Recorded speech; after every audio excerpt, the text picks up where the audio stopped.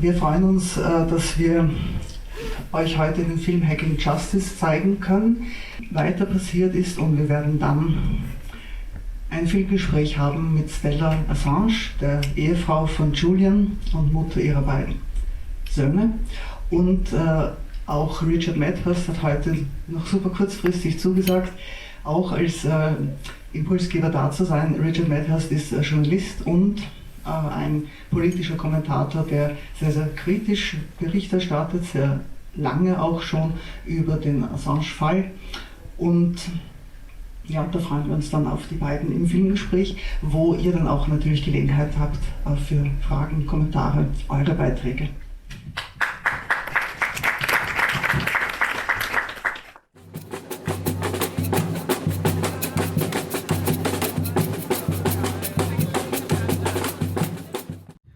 First of all, thank you for having me, and to Candles for Assange and the Austrian Journalists Club for hosting all of this. I just wanted to say that to answer your question, well, this is really a political witch hunt. I think it's one of the most open, brazen attacks that you have on not just press freedoms, but a journalist. Assange is one of the most consequential journalists of our time. You know, most of the people that speak about Assange in the media have not even done 1% of the work that he has done. And I think that's a lot of the source of the jealousy that also comes about Assange, that they don't really fight for Assange. That's why you haven't seen a big effort from the mainstream media to actually fight this case. They have not done their job as the fourth pillar of democracy, as they like to pretend to be. So this is one of the reasons that we've had the decision yesterday with Priti Patel. I am a British citizen, so she is my Home Secretary, and what she has done is a disgrace, and it's shameful and disgusting, and it's a stain on Britain's history, and which is already not a really good one. And then on top of everything that we hear about, the UK being a democracy and fighting for press freedoms, this is really a slap in the face of anyone who claims to stand for that, for those values. Thank you very much, Richard, for your first impression. I see Stella Morris is online now, and we try now to get her picture on the big screen.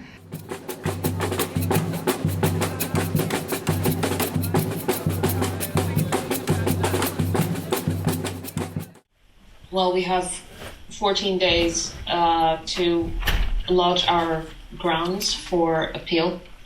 And that is just, it's not the exhaustive arguments. It is presenting to the High Court the grounds on which we wish to appeal. And that is all the points that Julian originally did not win back in January 2021. And just to remind you, this involves the press freedom arguments, the arguments that Julian is being requested for extradition for a political offense under the US Espionage Act, which is prohibited by the bilateral treaty between the US and the UK in Article 4. It is also argued that the prosecution itself is politically motivated, and that there is a abusive process in the US's pursuit of Julian, not just through the indictment, what happened since the indictment, but before. And all of these points are very strong on their own, and should have barred the extradition to begin with. But now the High Court will be able to look at our arguments and the evidence, and added to those original points are the points that we will challenge in relation to the Home Secretary. So effectively what happens now is that Julian appeals not just against the US government, but also against the UK Home Secretary, who took the wrong decision. And then we have some important new elements that have come in since the decision was taken back in January 2021. So just to remind you how we got here, Julian originally won at the lowest court, the district court level. And then the US appealed, and they appealed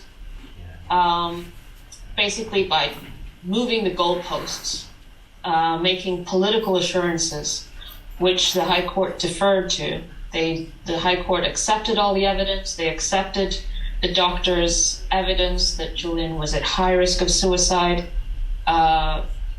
if extradited to the United States, placed in isolation, and so on. But they also said, well, the US has now made undertakings to the UK government, and we'll accept those. And the decision is shocking, really, because when you look at the letter that the US government sent to the UK government, the letter is appalling. It isn't a letter that prohibits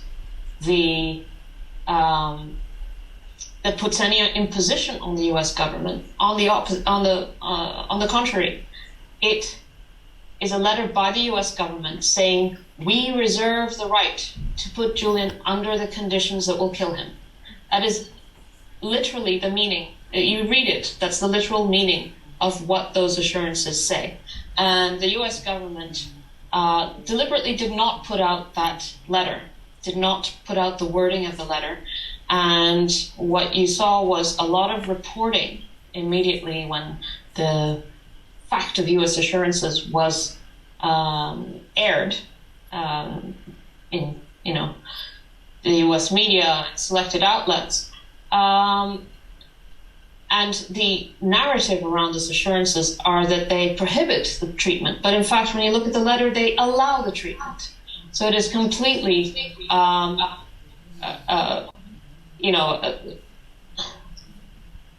it is like completely Orwellian. And so on the basis of those shocking so-called assurances, the High Court reversed the decision. It's completely incomprehensible from any, objective standpoint that they could have reversed the decision on that basis, given that they accepted all the medical evidence, the fact that isolation, solitary confinement, etc., would kill Julian. They still allowed it. So I see this just as the higher courts going along with the political case. But anyway, the Amnesty International called those assurances travesty. Sorry, the decision by the High Court, they called it a travesty. And so that's what this extradition order, which the Home Secretary has now agreed to, rests on, a travesty. But as I was saying, there are some important new elements that have come in since that original decision in January 2021. So just to simplify where we're at, the appeals that have happened until now basically set us back to where we would have been if Julian had lost the district court hearing.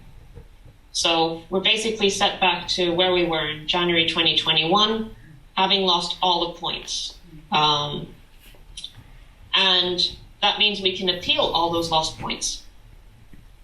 And so that's what we're going to do. We're going to at least attempt to appeal all those lost points. The High Court can decide, can pick and choose which arguments it wants to hear. But there are some new elements, new evidence that have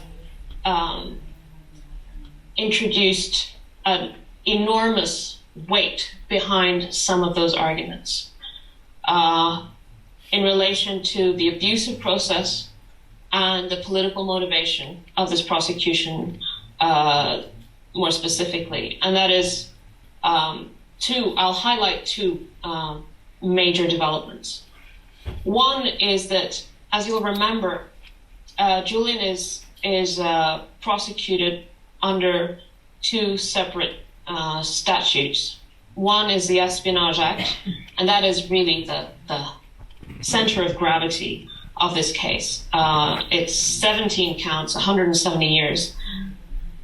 And then there's 5 years under the Computer Fraud and Abuse Act, and that's what I call the PR charge. That's what they use to sell. It's window dressing. It's what they use to sell this prosecution, especially to journalists, to say, oh, there's something to do with computers here. And they suggest there's some kind of hacking going on. And that way to attempt to put a wedge between Julian and the journalists and to basically obscure the fact of the 170 years and the weight of this prosecution, which is the Espionage Act. And when you look at that Computer Fraud and Abuse Act charges, complete nonsense. The Manning court-martial, the Chelsea Manning court-martial, which happened in 2013, had all this evidence, could not establish any kind of computer, conspiracy in the same chat logs that they had and which were out there for the past 9 years before this, or 8 years before this indictment came. Essentially, the charge in relation to Manning was such a shambles in the original hearings that the U.S. scrambled to try to prop it up with something. And so halfway through the extradition hearings back in 2020, they then issued a new indictment. It was their third indictment. And they said, hold on, this 5-year computer charge, we have something more. And it's still that same computer charge, but they said we have all this circumstantial new evidence that we want to put into the indictment. And that was just to prop it up because it was such an embarrassment when they tried to argue it in court. And the expert witness that we had, who had been a top computers forensic investigator of the US military, tore it apart. So they introduced their new evidence, and their new evidence was a star witness, an Icelandic man who had, according to the indictment, said this and that about Julian and hackers and so on. So basically what's happened since then is that same star witness has come out to the press and retracted his testimony and said it's complete nonsense. That what the indictment says in relation to him is complete nonsense. So there's that. And so the courts in the UK haven't had an opportunity to consider that. But that goes to the abuse of process, that the indictment, the US indictment has misled the UK courts, and that the US was perfectly aware of it. And then I'd say that the most,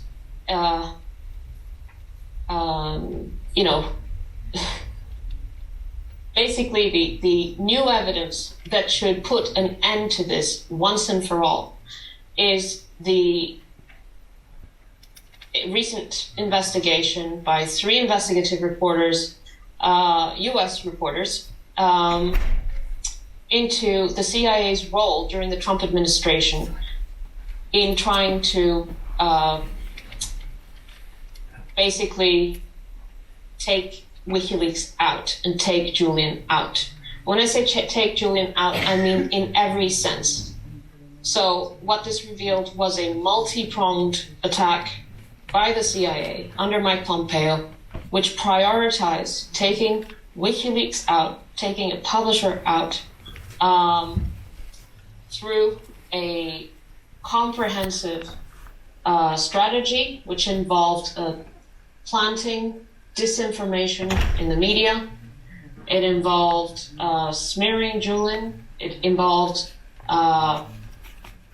plans to abduct him from the embassy, plans to poison him in the embassy, plans to assassinate him. And that these plans were ordered by Mike Pompeo. He tasked his staff in the CIA to come up with specific sketches and options about how to do that, how to assassinate Julian. So this is really what it comes down to. This is what they were doing, and it's not like the CIA's plan was not carried out. CIA's plan was to ultimately to silence Julian and to imprison him, if not kill him. And that's what they've achieved for the past 3 years. It's been a completely successful CIA op, in at least insofar as silencing Julian. What they haven't managed to do, though, is to try to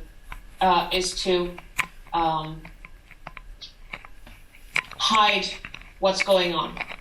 In fact, yes, there were lots of attacks on his character, attacks planted in the media, false stories, most saliently the Paul Manafort story that was published on the front page of The Guardian, which was a complete fabrication. But there were many other stories that were also fabricated that had to be retracted, and all this is, unraveling. It was very clear from the beginning that this was a concerted strategy. But what they perhaps didn't count on is that all this would come to the surface. So it's come to the surface partly because of this extraordinary investigation in the US by these 3 investigative reporters and their amazing sourcing. They had over 30 sources within the US National Security Administration who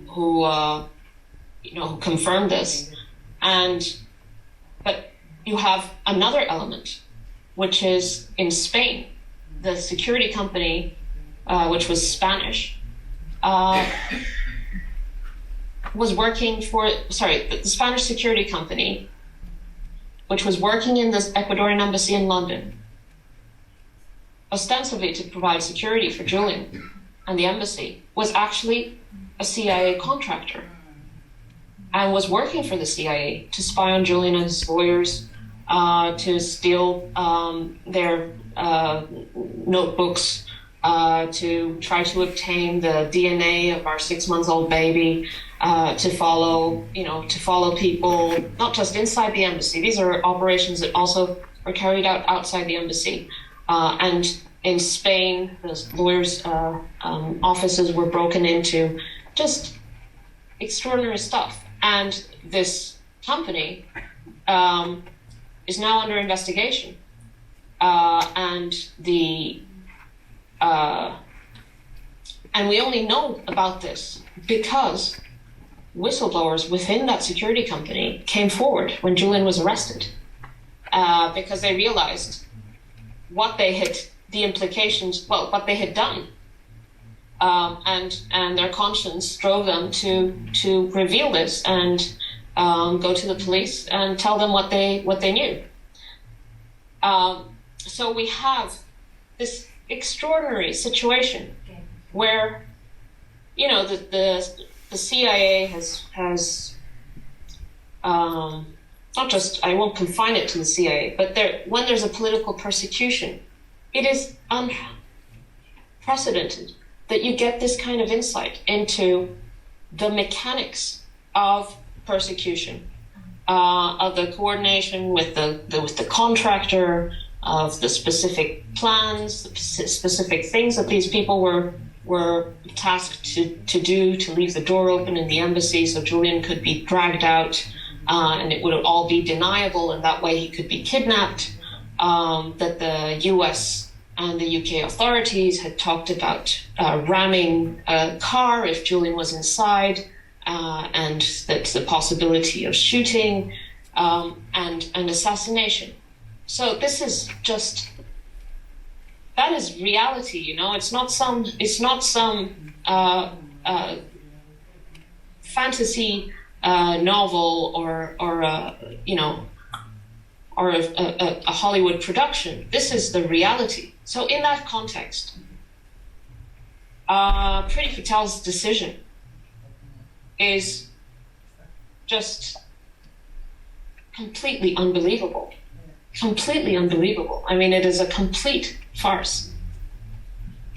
But we should be thankful that we can see what a complete farce it is, because all of this information has been able to come to light. And now the courts will finally be confronted, the higher courts will be confronted with these very significant, legally significant points of law about press freedom, about the ability of governments to be able to bring political prosecutions against people, not just journalists, and whether the UK will protect people from political persecutions. The answer so far is no. Whether the UK's press protection laws operate in the same way, basically the lack of protection for journalists operates in the same way as the US in relation to this case, which sets precedent. And all these things are being established, and this case will now create a binding legal precedent on the scope of press freedom in the UK. And ultimately, this will probably, if the UK courts do not find in favor of Julian on appeal, this will be taken to the European Court of Human Rights. And that will also shape the scope of press freedoms in the Council of Europe area. So this has enormous implications.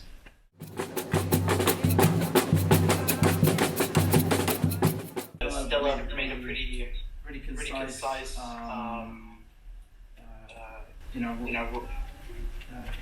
she made a pretty concise wrap-up of what's happened since the decision was delivered by the judge not to extradite Assange. And I think it's very important for people to understand that courts have not touched on anything to do with press freedom, to do with the CIA plots, to do with assurances. So now it's really good in the sense that they're going to be confronted with this. And it shows, I think, the weakness of the decision in 2021, where it was sort of bittersweet that, it's good, Assange is not extradited, but unfortunately it's only on health grounds. So the district judge is basically agreeing with all of this political stuff. That, he's a spy, he's a hacker. Horrific. Basically criminalizing journalism in the United Kingdom.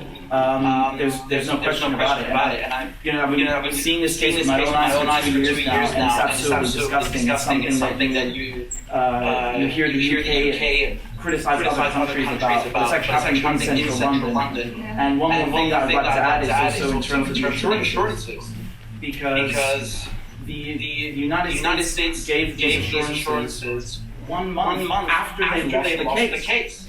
When the extradition hearing was taking place, they were saying that these special administrative measures are fine, right? It's like a summer camp. The prisoners have arts and crafts. They're making it out to be like something totally fine, when it's actually torture. And then after they lose the case, then they're saying, okay, we promise we won't put him in SAMS. He can go to Australia. The prosecutor for the United States said that Assange can look forward to going to jail in Australia. I mean, this is the kind of language that you use in court, right? It's completely draconian. And one of the cases cited by Assange's legal team was of a man named David Mendoza. He was extradited to the United States from Spain. Marie mentioned his case earlier, and it's very important because he not only got diplomatic assurances like Assange, he even got a contract, signed contract, which are published. And you see the signature of David Mendoza, of the Spanish government, and the US government. On paper, so this is even better than what Assange was getting, and they still broke that, they still lied. When he got to the United States, they gave him 14 years, and they refused to send him back to Spain to serve a sentence like they promised. So really extremely clear abdication of their promises. Very clear they broke this contract, and it just kind of tells you what Assange can expect, right? Assange has, 10 years of persecution, a real target on his back. He's a victim of a political witch hunt. So I think that's also very important to keep in mind. And just disgusting what Freedom of Telling. These people are not stupid. If I know this, we're seeing this in court, they know this. They are involved with the Americans. That's what's going on.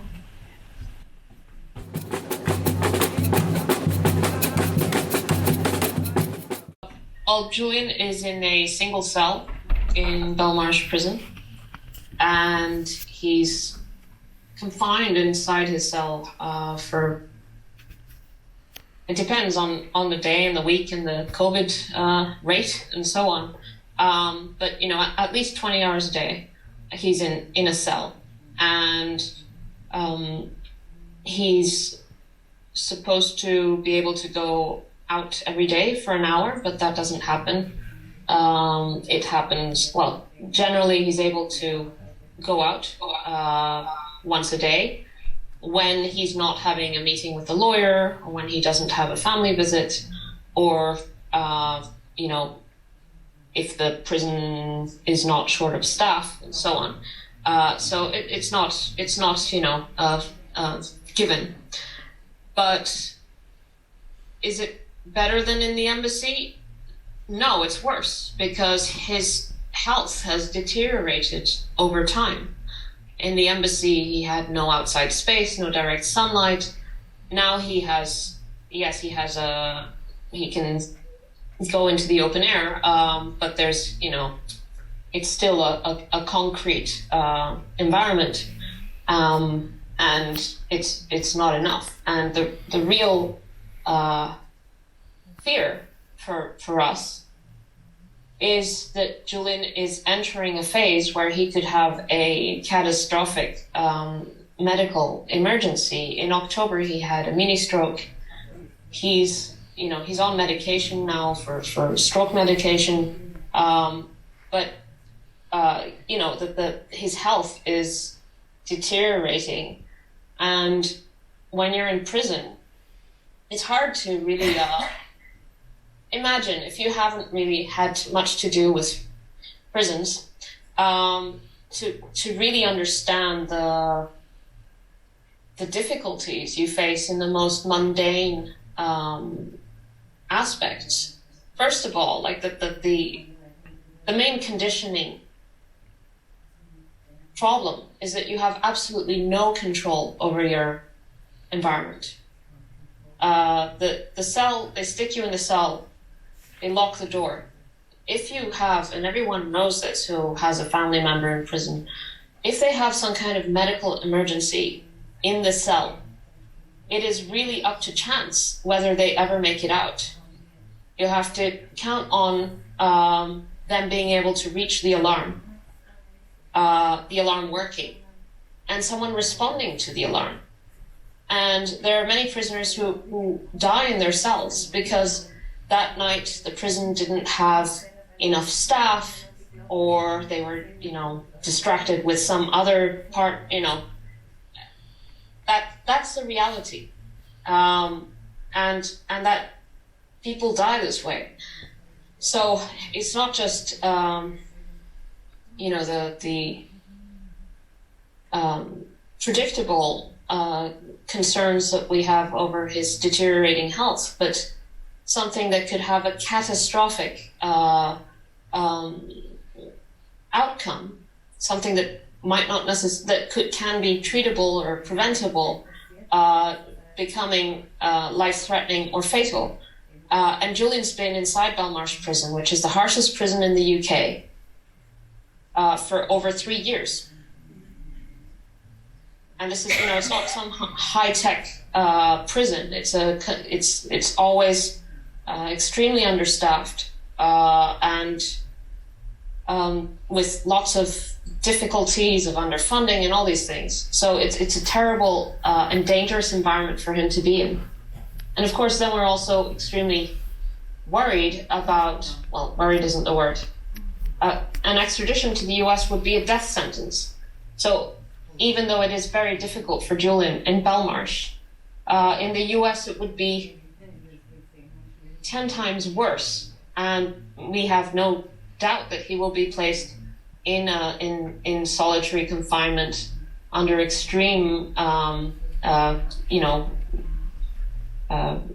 being constantly watched. And even so, with all the psychological impact that carries, and then you have what happened to Jeffrey Epstein. I mean, Julian is not safe, and he will not survive extradition. And the doctors who have examined him have all reached that conclusion. The High Court accepted that evidence, that extradition would be so oppressive that it will drive him to commit suicide in conditions of isolation. And we're convinced that is what is going to happen.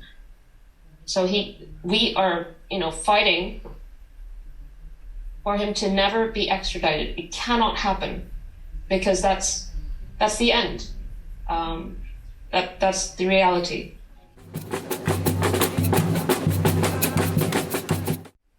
The extradition is it's a shame on the UK. It is horrendous. It is a public shame. The OSCE human rights representative has written to Priti Patel saying, do not extradite Assange. This has enormous human rights implications. The Council of Europe Commissioner for Human Rights, Dunja Mijatovic, she has written to Priti Patel appealing to her not to extradite Julian. About 2,000 journalists, and by the way, all the journalists in the room, you can join this appeal. They're still getting signatures from journalists.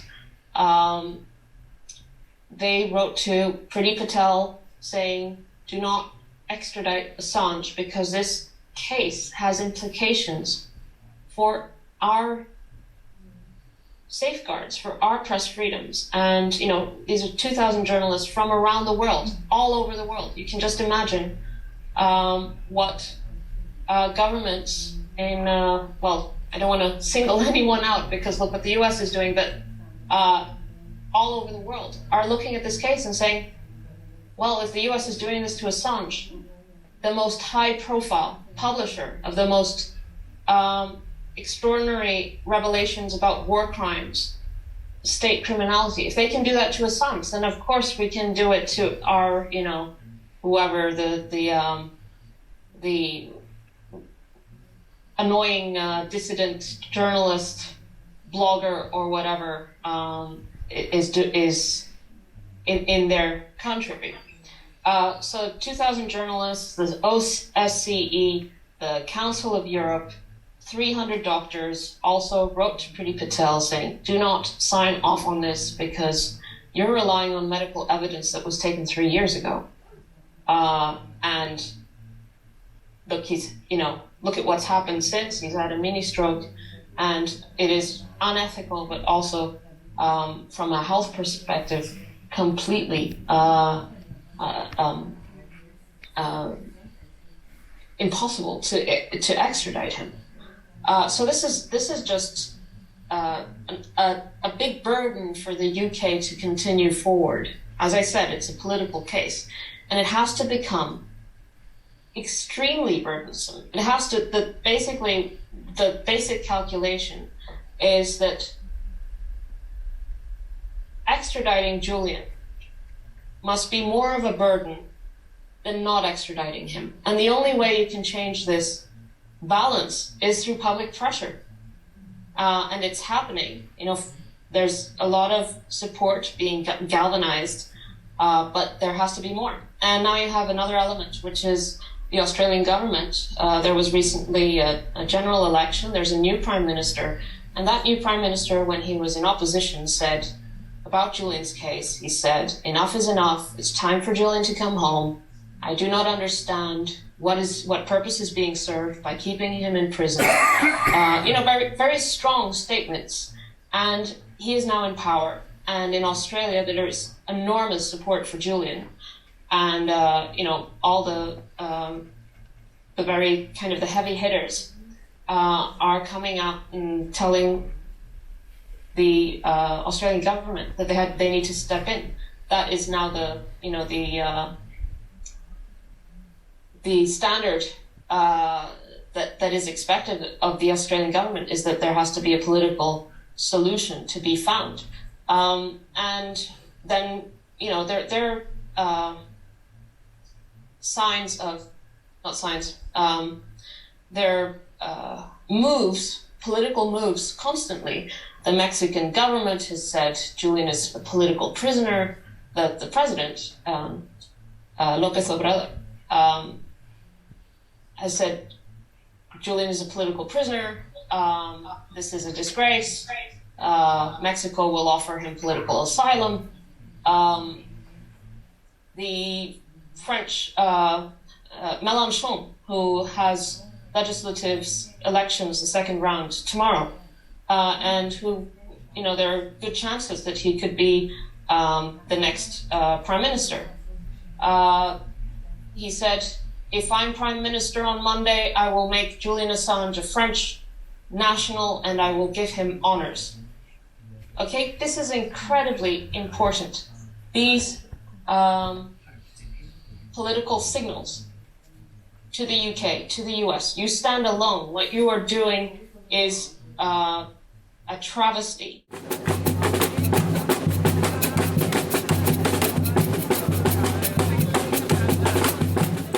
Yeah, so Jean-Luc Mélenchon, he's leading this leftist coalition called NUPES, and they're doing very well. They're a huge threat to Macron's coalition. They got literally the same results in the first round, and then in the next days they'll have the second round. It's not clear if he's going to be the prime minister, Mélenchon, but if he does end up being the prime minister, this is known as cohabitation. It's only happened a few times in France's history, at least in the Fifth Republic, and basically he could make life very, very uneasy for Macron. And as opposed to what we have in the UK with Boris Johnson, or other Western, I should say Anglo-European and Western leaders, Mélenchon has come out and said, Julian Assange has to be given citizenship. He should be naturalized. He should be received here. He should be decorated for his services to the French people. The Mexican president, as Barbara just pointed out, he has written a letter personally to the Americans and told them to drop this indictment against Assange. So you see the difference, right? At the end of the day, Assange is an Australian citizen. He's not even British. He's not American. In the movie, they were calling him a traitor on Fox News. A traitor to who? I don't know what that even means. But he's Australian, and his own government have abandoned him.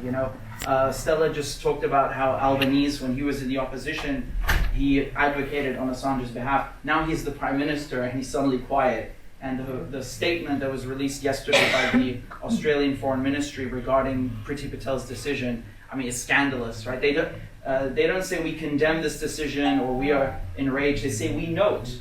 We note. I don't know what it's the most ridiculous verb you could possibly use. That's his government.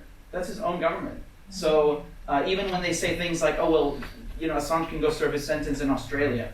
He shouldn't serve his sentence in a McDonald's or an embassy. Why should he be in prison anywhere, Australia or otherwise? And another thing that people overlook is that for that to happen, Australia has to say yes. You cannot just ship prisoners wherever you like. Australia has to say yes. They have said absolutely nothing. Given their language, you can see why. This is a Five Eyes country at the end of the day. They have a huge American spy base in Australia at Pine Gap. Australia, is, as I said, is one of the Five Eyes country with the UK, New Zealand, Canada, US. So they are really just an extension of the Americans. People call Australia an unsinkable American aircraft carrier because it's really what it is. And another aspect is that even if they did say yes, you can only, under the prisoner transfer treaty, the Strasbourg Treaty, you can only transfer a prisoner once they've finalized their sentence. That means you've gone through all appeal courts. So if Assange gets to the US and they try him and they say you must go to prison for X years, he's obviously going to appeal that, right? He's going to go and try to go to the Supreme Court. And this takes 10 years maybe. So even then, this guy is going to be 60, 70 years by the time he gets to Australia. So, even if they get him on one count of espionage, that's 10 years. And then in the United States, they have the sentencing guidelines. So the 10 years can turn into 20 years maybe, right? Because they say, oh, you're the head of the organization. They treat you like the mafia, right? They treat you like they're prosecuting someone from organized crime. Like, oh, you're not just a member, you're the head of WikiLeaks. And you said this and this at this conference, and you solicited information, and blah, blah, blah. And then the 10 years becomes who knows how many years. So, you know, he just turned, he's going to be 51 in a few days, Assange. And, you know, 1, 2, 3 counts, he's looking at a life sentence. And of course, in the worst prison in the United States. So no matter how you look at this case, it's so egregious. Like, you know, Stella just mentioned a moment ago that you have 300 doctors that have written a letter on Assange's behalf. 300 doctors. How many prisoners get 300 doctors to write a letter on their behalf? That, never mind the lawyers that have written on Assange's behalf. You know, never mind the people that testified on Assange's behalf. People like Noam Chomsky. You know, people that have come out in support for him. It's extraordinary. It's extraordinary, and the fact that this is, you know, continuing in broad daylight, I really don't know what to say. You look at this legally, morally, ethically, it just doesn't add up. It's impermissible. It's egregious, and it's scandalous. I think that's really the word to describe it. It's absolutely scandalous. And Stella also touched on a very important fact: is that the medical information is outdated, right? So they're saying that they think Assange is fit enough to be sent to the United States. They didn't take into account that he had a mini stroke in October, right?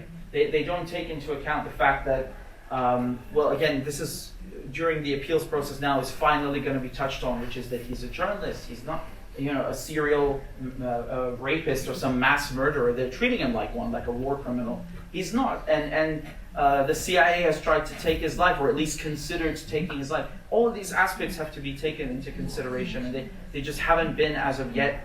But even I think before getting there, it's clear that this should never have gotten this far at all.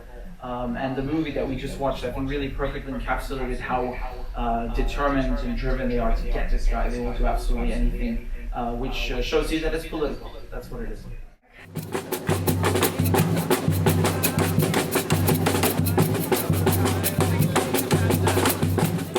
When you look at extraditions, actually governments tend to,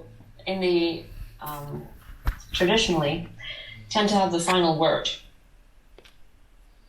Precisely because even if the extradition legally is sound, there may be a political element that the government has some reason to weigh into. As you'll remember, the UK government barred the extradition of Augusto Pinochet to Spain. The UK government has a separate power to the courts. So the courts consider some aspects, some grounds, and then the Home Secretary considers some other grounds. Now, over time, the Home Secretary's grounds for refusing an extradition have become smaller and smaller. And the reason for that goes to the recent history of the UK. There have been some very high-profile extradition cases, notably that of Gary McKinnon, who was wanted under hacking charges in the United States because he allegedly hacked into some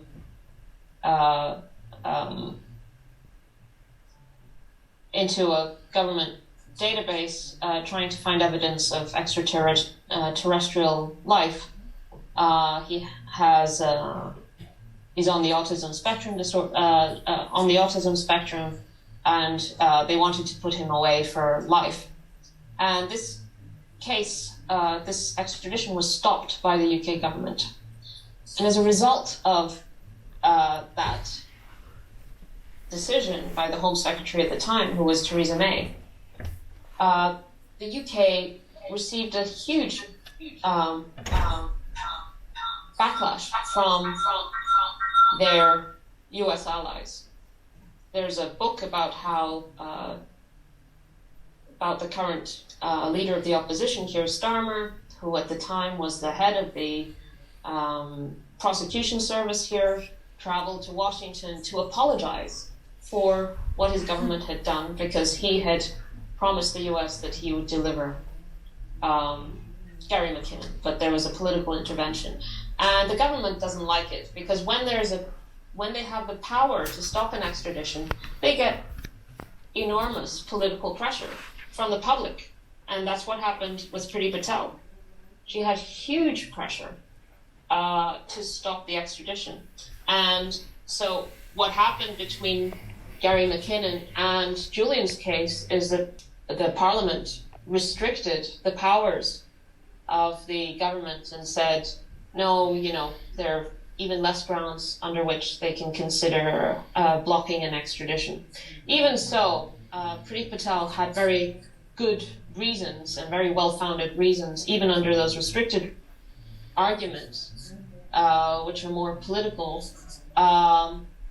then that she could have stopped this extradition, and she should have stopped this extradition, but she didn't. And of course, the way they've angled it in their press release is, oh well, the courts have already looked at this, and they didn't find any reason for us to stop it, so the Home Secretary is allowing it. That's not at all how it's structured. The Home Secretary has completely separate arguments that she has to look at.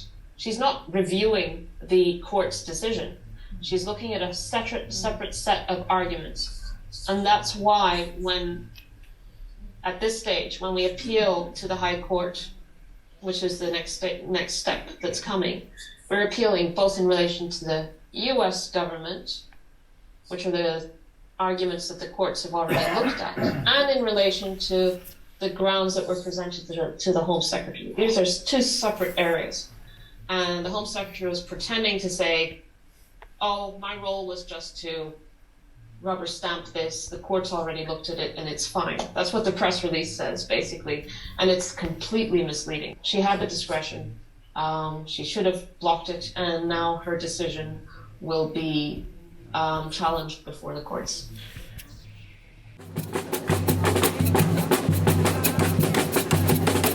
I mean, I'll just say that, or reiterate what Stella said before, is that going to the European Court of Human Rights, that is one avenue that Assange has. And yeah, I mean, the problem with that, though, one of the fears is that right now there's a new initiative under the British government to deport asylum seekers and refugees to Rwanda.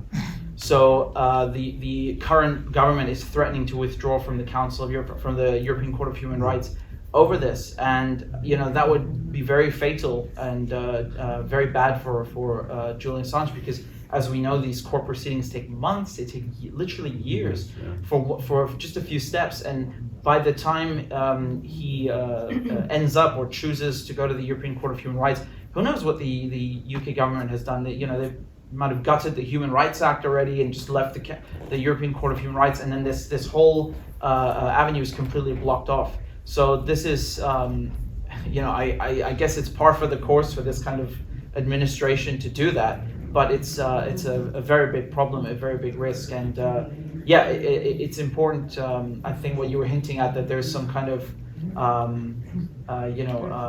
that this is also finalized in a more universal jurisdiction. But even in the film, we saw that the United Nations came out and made a ruling, and they just disregard it. They just think that it's a joke. And that's the problem. When you have governments like this, they're really authoritarian at the end of the day. They do whatever they want, and they don't care about the EU, they don't care about the UN, or anybody who's, or their own people. They're their own people.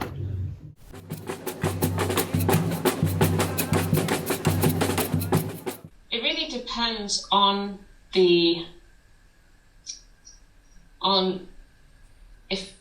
if Julian wins this, when we win this, the grounds the courts find for refusing the extradition,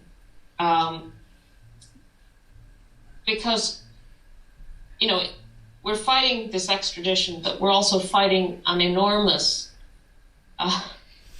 layer of obfuscation, of disinformation, and that was precisely what the purpose was to reduce support for him, to make it very difficult for him to fight a political case by trying to reduce political support and attack his reputation and make all these personal attacks.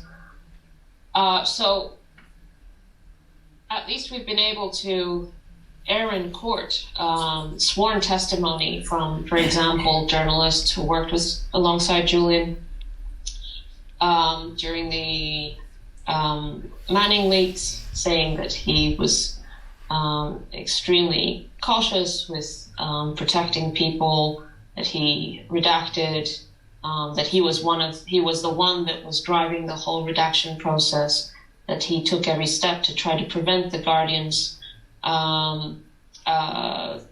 debacle, which resulted in the cables being published by third parties on the internet, and so on. All this story that has been completely buried, and the Pentagon talking points that were being pushed out at the very first press conference back in 2010 still come up.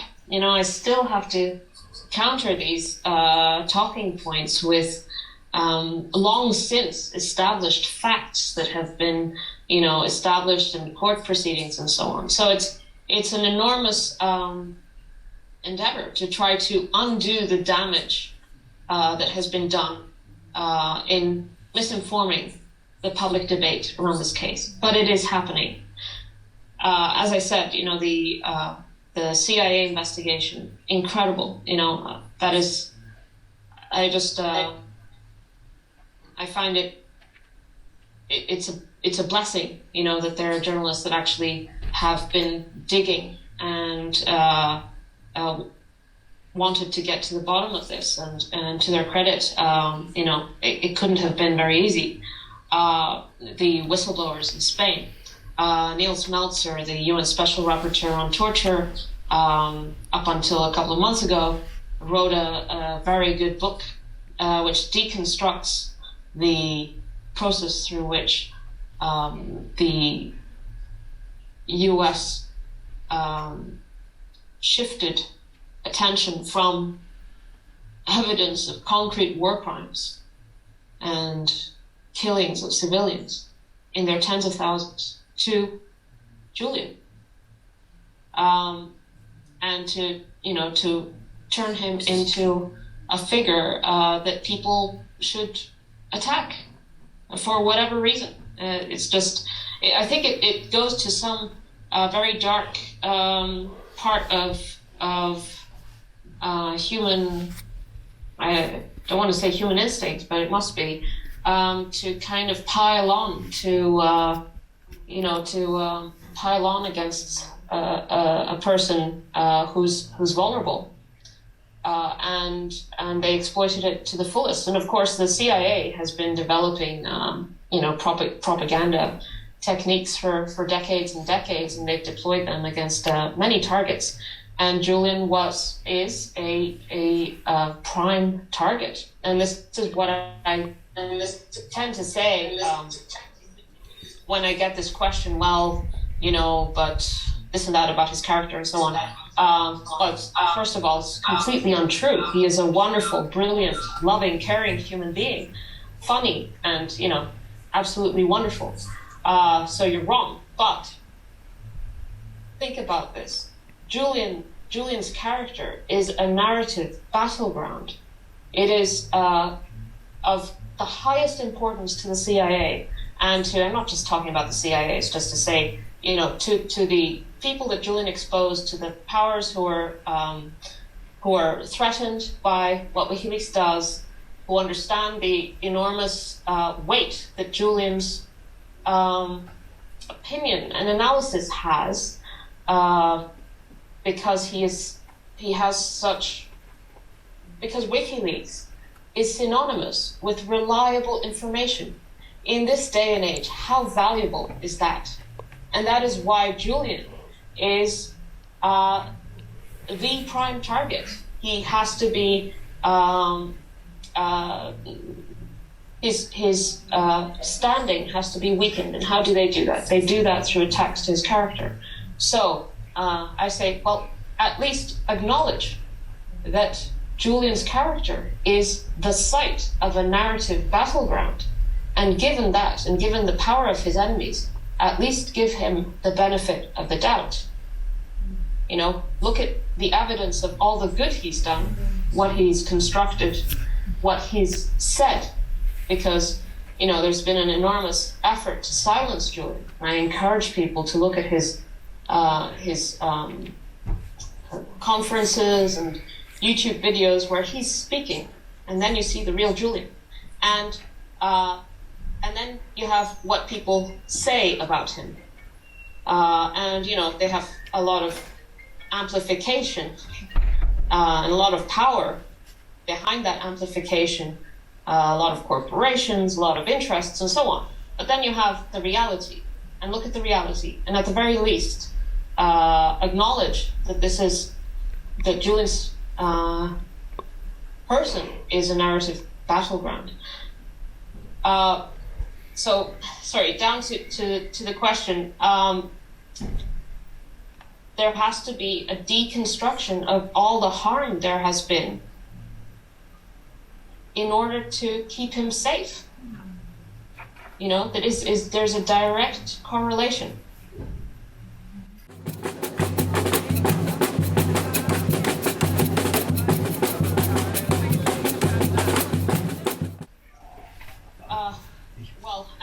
It's difficult to give a short answer, and I'm not a terribly detailed expert on the national security bill. I have read a few articles, and essentially it looks like what Priti Patel wants to do is to make it easier to prosecute journalists, to make it easier to also go after foreign journalists, or journalists working for foreign organizations, or funded by a foreign organization. The Official Secrets Act is already, under. It's a terrible statute, and what Priti Patel is trying to do is trying to make it even worse. And I mean, what that is in keeping with extraditing Julian.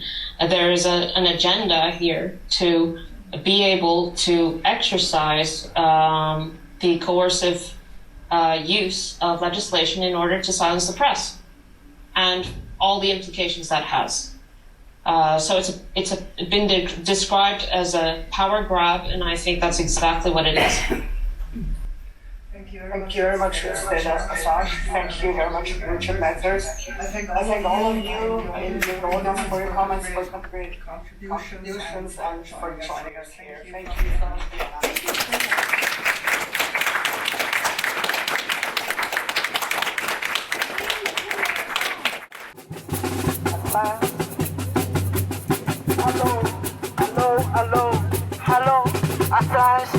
Hello, Assange. Hello, England.